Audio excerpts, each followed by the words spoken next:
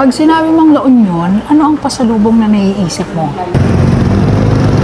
Local bake shop and cafe dito sa LU na gumagawa na rin ng sarili nilang pangalan. Tara, check natin. Itong pastries at saka itong drinks nila aside sa less sugar na artificial sugar pa yung gamit nila. Sa mga may ayaw ng sobrang tamis, baka ito na ang bakery para sa inyo. Flagship nila, they have cream puff. Assorted cream puff na may iba-ibang flavor. Unang branch nila sa San Fernando, lapit sa City Hall. Tapos may mga kiosk sila, maliliit na branch sa Agoo at saka sa Aringay. Tapos ito yung new baby nila, dito lang sa Bawang, gawid kam sa nga kinanayan nila, Dakastuyan. Ito na yung pinakamalaki nilang branch. Ito na rin yung main nila. Luwang. Malakas yung AC. Bago pa. Pwede mag-dine in. Open siya sa lahat, no? Lalo na siguro sa mga nanay at tatay natin na ayaw masyado sa masugar, ganyan. Ang dami matatandang nag-dine in. Nakakatuwa. Cream puff. Check natin.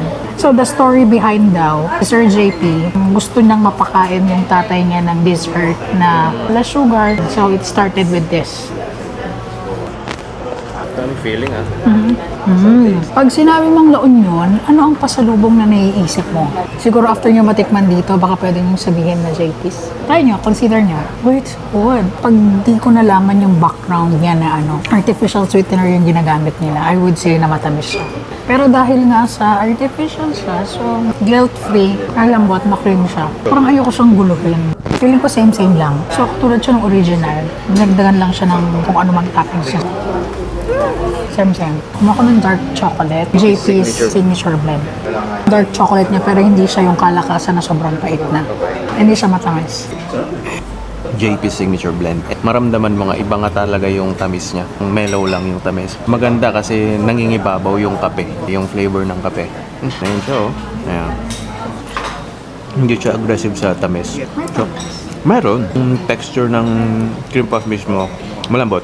Hindi sa lahat ng branch nila may mga rice meals. Kung gusto nyo mag-dine in, dito na kayo sa Bawang branch nila para sigurado. Meron silang sisig.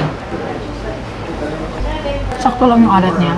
Spicy din. Medyo nasa mo oil at mataba lang siya na part. Starter plate, pesto pasta, nachos, chicken fingers. Hindi siya nagkulang sa flavor. Kasama yung pesto at yung parmesan niya.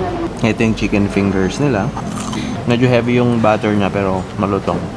Fish! Isda pala. May mga ulam-ulam din sila. Garlic butter fried chicken. Parang nakakatakam Ang lutong. Ramdam mo talaga yung garlic. Maalat siya. Glazed talaga siya. Pero hindi siya yung matamis na klase. More on savory, salty. Ganon yung atake niya.